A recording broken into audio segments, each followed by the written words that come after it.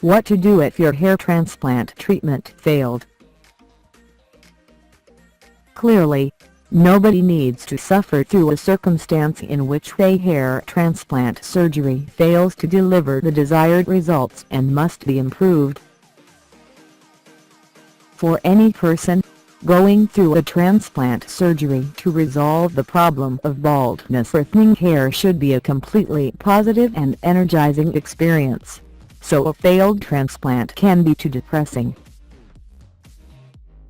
Keep in mind that transplant specialists feel similarly and don't wish for their clients to go through the pain of failed transplant surgery, which is the reason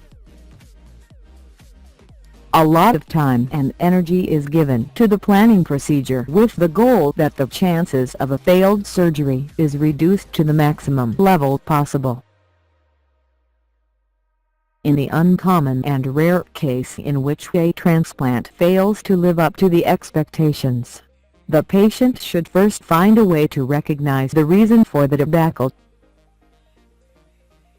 A few practices for well-being conditions could assume a part in causing a transplant failure, yet the transplant specialist needs to discuss any possible unfavorable issues with the patient amid the consultations.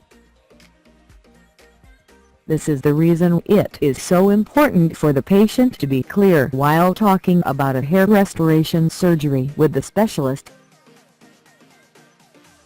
Find the best hair transplant surgeon to correct a bad hair transplant. It is quite simple to figure out why a patient is reluctant to go back to the transplant clinic that's responsible for the bad surgery, so a person hoping to adjust a bad transplant should locate another specialist who is fit for rectifying the bad results once and for all. The patient requiring the restorative surgery should search for a talented and experienced specialist who utilizes the latest medical technologies and does the most advanced hair transplant methods, particularly FUE and FUD.